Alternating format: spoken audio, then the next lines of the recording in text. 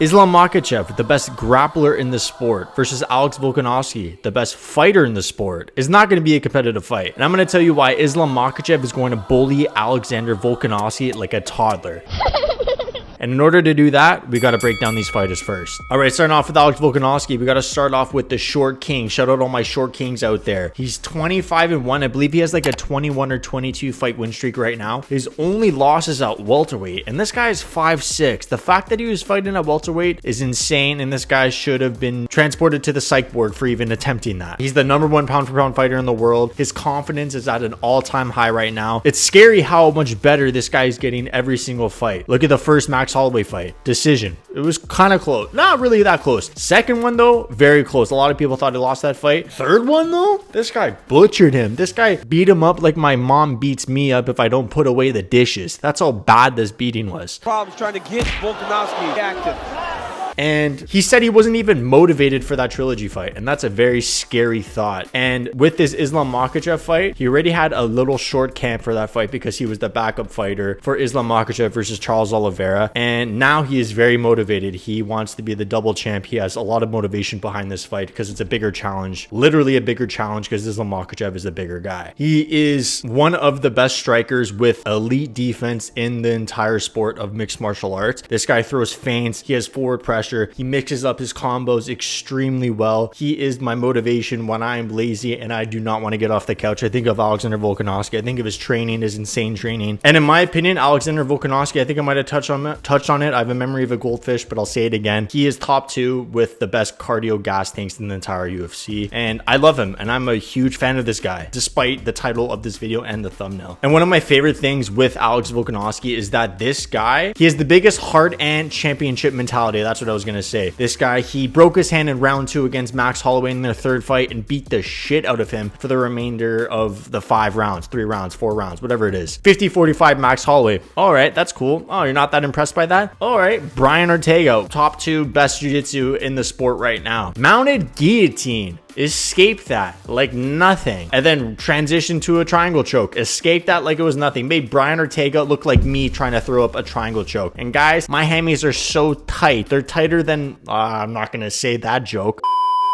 but they're very tight. I'll let you imagine what I was going to say with that joke. And he's also very strong for his size, and he credits that a lot to him being 214 pounds while he was playing professional rugby in Australia. Shout out Victoria, my sister that lives in Australia. I love you so much. He also has an extremely high fight IQ. A perfect example of that would be in the rematch against Max Holloway. He was losing the first 2 rounds in that fight, put it on Max Holloway, and even mixed up takedowns to eventually get the nod. And this guy's also, he's very calm. He's singing, he's dancing, he's loving life. In the walkout, he accidentally hit like one of the UFC officials and apologized to him all during a walkout. A lot of fighters would just punch that guy in the face, not even worry about it. This guy's just loving life. He's so calm, he's so relaxed, and that has to do a lot with how confident he is in his ability. And being calm in a fight, goddamn, is that ever important in a fight? Duh. The very interesting part about this fight is that it's at 155, obviously, and the fact that Alexander Volkanovski, even though he's a small guy, he's a big boy. Like, he probably walks around 170, 160. So he's not going to have a crazy weight cut. And even when he does cut weight at 145, he's very high energy. So the fact that he's not even going to cut weight and really deplete himself is going to be a big factor in this fight. And, you know, never know, he's probably going to perform even better, because why wouldn't he? Let's go! He's not cutting weight. He's going to have even more energy. The only thing is he's fighting Islam Makhachev, who is probably the second best fighter in the world right now, and is going to give Alexander Volkanovski a shit ton of problems. And if you want to find out exactly what all those are, because I know you do, stick around. It's coming up in probably like 10 seconds. Let me just finish up with Alexander Volkanovski really quick. And another thing, he's been eating around 4,000 calories to prepare for this jump up in weight. I don't know, I just had to throw that in there. The thing with Alexander Volkanovski, an important thing, is that we haven't seen him tested on the ground in quite some time. I rewatched that Ortega fight. He got taken down with an inside trip, which is Islam Makhachev's bread and butter. Tiramisu all day. That's what he loves to do. He has been taken down a few times in his UFC career, which kind of raises a lot of questions with this fight, especially if you're fighting Islam Makhachev. So now let me tell you exactly why. Everything I just said about Alexander Volkanovski means diddly squat, means nothing. It means nothing. You'll do nothing, you little twerp, yeah? You'll do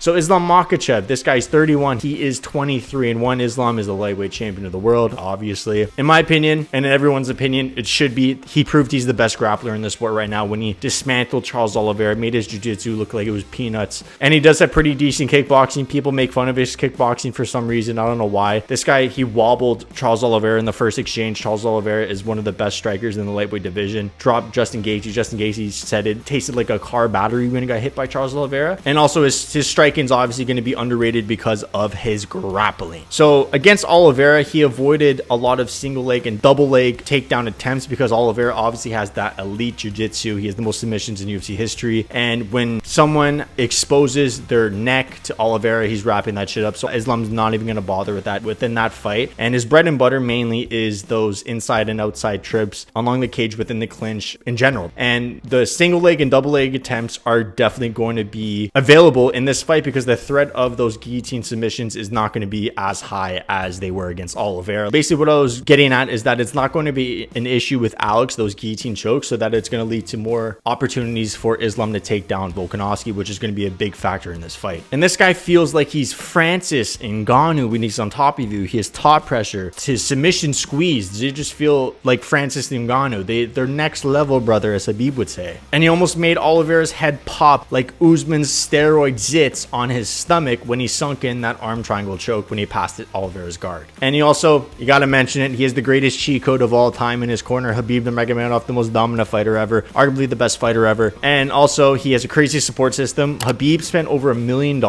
for his last training camp. Talk about that ROI, return on investment. Shit paid off perfectly. All right, now for the moment you've all been waiting for, the final prediction. First and foremost, this fight is definitely going to be way more competitive than Charles Oliveira versus Islam Makhachev. Charles Oliveira was very accepting to be on the ground with Islam Makhachev. Alex Volkanovski will not do that. He's going to create scrambles and try to get back up to his feet as much as possible. He has the greatest cardio in the UFC right now, arguably, and I think he possibly might be able to create scrambles. He might be able to get back to his feet once or twice, but I think eventually over the fight, his cardio is going to be tested like it's never been tested before in his entire mixed martial arts career. I'm running out of breath saying this, but wrestling does that to you. The Islam Makhachev Dagestan wrestling pressure, grappling pressure will do that to you. I think he may get up a couple times, but I think eventually he will drown. I think the size is going to be a big factor in this fight. Islam Makhachev, he handles light heavyweights. Alex Volkanovski is built like a flyweight. He's thick like a middleweight. He is a great fighter. He's the best fighter in the world right now, but he is going to eventually drown. Islam Makhachev is going to win by submission in the 4th round. And if you guys want to time travel with me, because I've been accused of being a time traveler, then click this video right here because I perfectly predicted Islam Makhachev versus Charles Oliveira. It will blow your mind. The first 5 seconds will blow your mind. I guarantee it. Click on it. Enjoy it. I love you all. Have a great day.